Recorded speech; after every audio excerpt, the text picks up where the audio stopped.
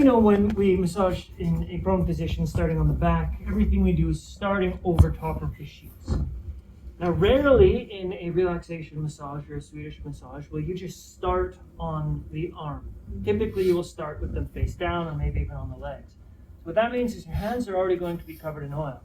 The next thing is, in order to work on the arms need to be out. And it's easier for them to put their arms out than for you to do all sorts of redraping. So we do start in this position. And unlike what we did on the back, which is start without oil, we're just going to jump right into the massage using oil. So just like we did with the back, we'll start by applying oil to the entire area we're going to work on. Now I will work a little bit on the upper chest, just underneath the clavicle. We'll work on the entire arm, so I really want to make sure that I get oil over all the arm, all the way down and into the hand. Good. Okay, so I've spread my oil. Which now means I do effleurage first. So effleurage is starting with our gentle strokes. So I'm not pressing very hard. Of course, I'm palpating to see what I feel, which is a strange way of saying it, see what I feel, but the entire upper extremity.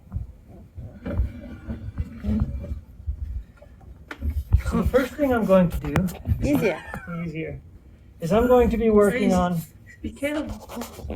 I'm going to be working on pectoralis major, but just the upper fibers. So the first thing we have to do is we have to ask permission. Is it okay if I work just underneath your clavicle? Yes. Now, I will not be going underneath the sheets, just so you know. And if you feel you need to, you can use this hand to secure the sheets, whatever makes you feel comfortable, okay? So we communicate with our client very clearly, regardless of the gender of the individual you're working on. For relaxation, we leave the drapes where they are. We're not going to work further down the chest. We don't need to for relaxation. So there's a few different ways we can go about doing this. The way I prefer is, first off, I'll bring my arm and my hypothenar eminence towards the sternum, and then I'll engage the tissue by standing taller, straightening my arm, and applying pressure, moving out towards the shoulder. So quite simple doing this. However, I find it's even more effective to do the same motion. Is it okay if I bring your arm up like this? You just relax that arm. Excellent, thank you.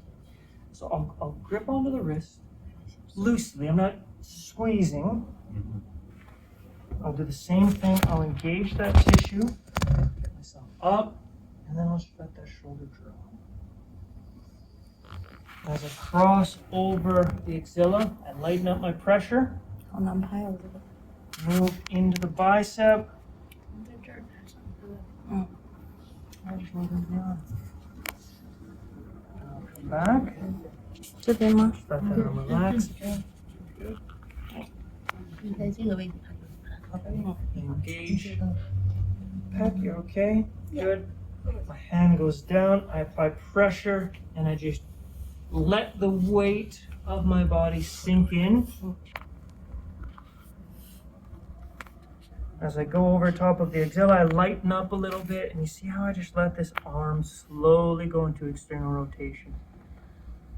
This part going down the bicep and on the arm, it's just a follow through, so I'm not using any pressure. This stroke is all about working on the pec. Lean in, communicate, let that arm drop. Excellent. Feeling all right still? Good. Okay, and you can do that a bunch of times, but you've seen me do it enough now, yeah? So let's move into the next step. The next step is I'll just bring the arm back into the body. And I'll do just a little bit of work on these upper trapezius. So we've already worked on the upper traps in prone position. So just a few light strokes. I'm doing a grasping technique, right? I'm not squeezing hard. I'm not trying to make her jump off the table. Remember, it's all about relaxation. I can also use my fingers and curl into those upper traps. Yeah. Okay. Next, I'm going to move into the bicep. So I'm working on the bicep. We just bring the arm into a slightly abducted position and we passively flex that elbow. Now you can stand either low and use your inside hand, or you can stand to the side and use your outside hand to do this technique. But I'll stand low and use my inside hand. So I'll just use the ulnar surface of my hand, and I'll start right at the elbow, and I'll slowly start to work up as I let that elbow drop down. Now, one thing I'm mindful of is as that arm drops, and I really want to make sure that I don't bring her hand to grab my leg, right? We need to make sure that we're mindful of where our body is in relation to our client. So if I have to extend my leg a little bit, drop a little bit lower, of course the table's quite low for me, but I'm being mindful of that. Let that arm drop. Okay. Now if I were to stand in this position, I could do the same thing. I'll just use my other hand. And I'll let that arm drop. Now you know the bicep, as we discussed, it's here underneath this brachialis. So what I'll do is maybe I'll bring the arm into a little bit more external rotation. And I'll do a strip up this way, up in that intramuscular septum. So you can do multiple strips, maybe one there, maybe one here, maybe I switch hands and do another one up the outside.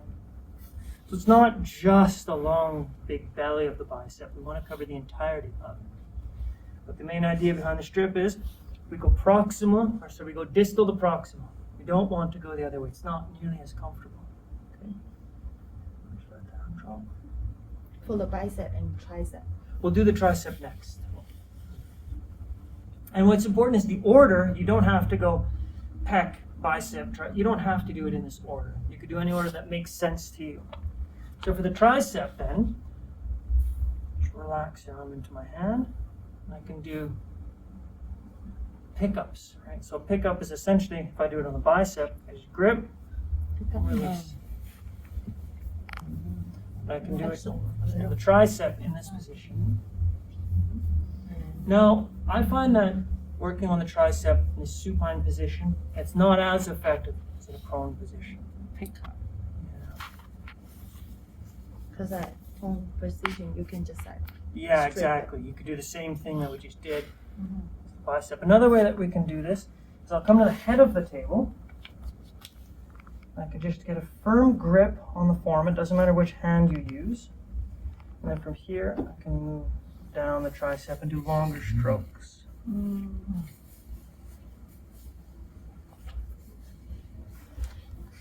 I'd like you to try both and see which one you feel most comfortable with.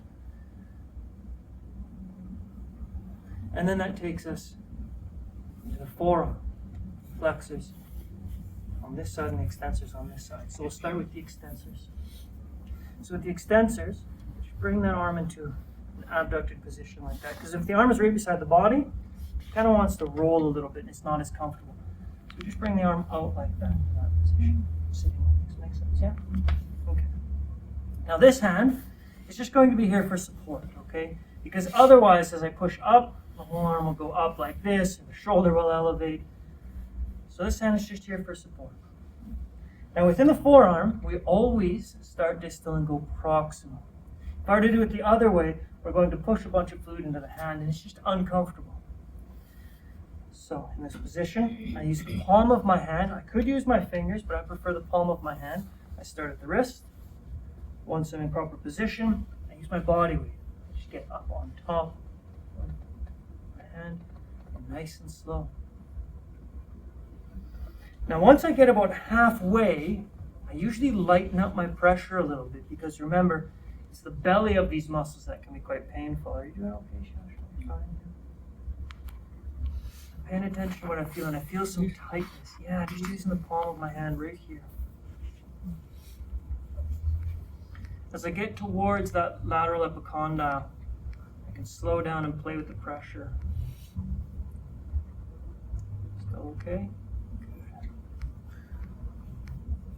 Good. I'll do a couple more strokes.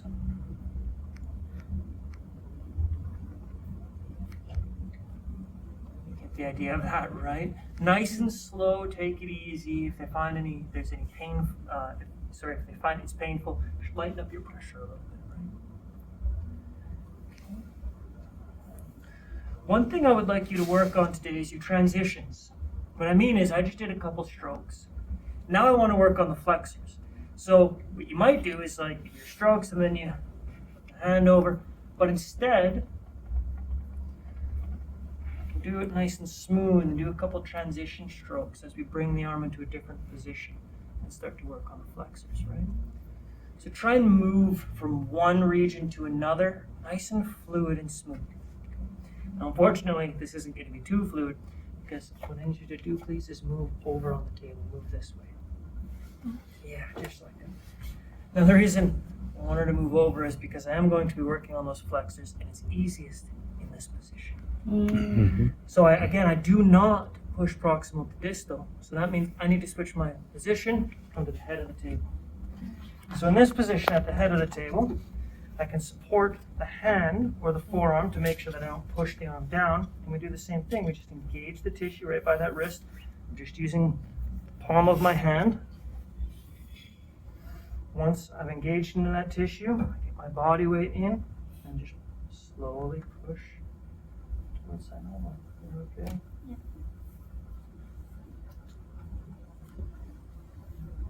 Okay, we can follow through that stroke, come back down nice and light.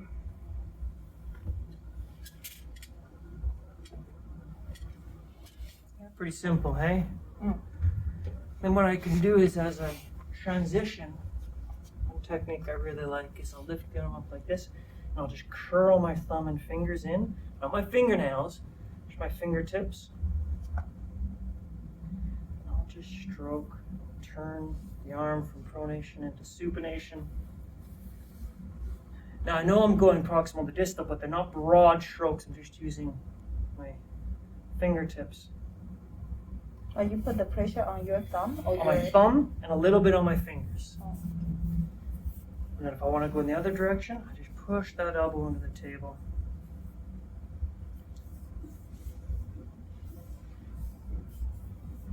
Okay. So then that takes us to the hand. Now with the hand, what I usually do is if you have a stool or a chair, by all means take a seat. This can be quite comfortable for you. You get a chance to sit down finally. So to start with on the hand, we work on the palm of the hand. Now, my hand in comparison to hers it's quite a lot larger. So some of the techniques I would typically do are going to be challenging. But one technique I like is I'll take my pinky, wrap it in their thumb, my other pinky, wrap it in their pinky. Okay? So that allows me to open up the palm of the hand. These fingers go behind, so I can really open up the palm. Now, as that palm is open, I just take my thumbs and I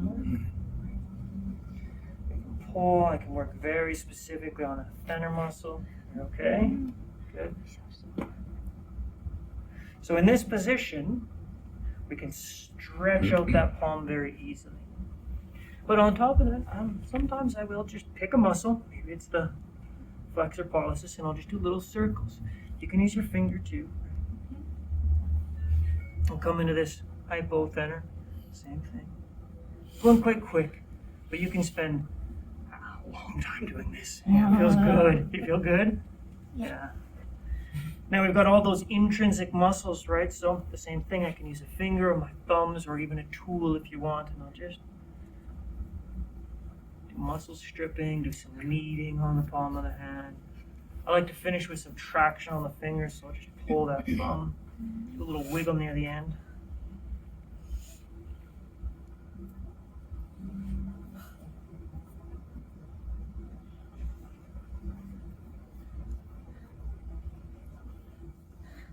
Okay.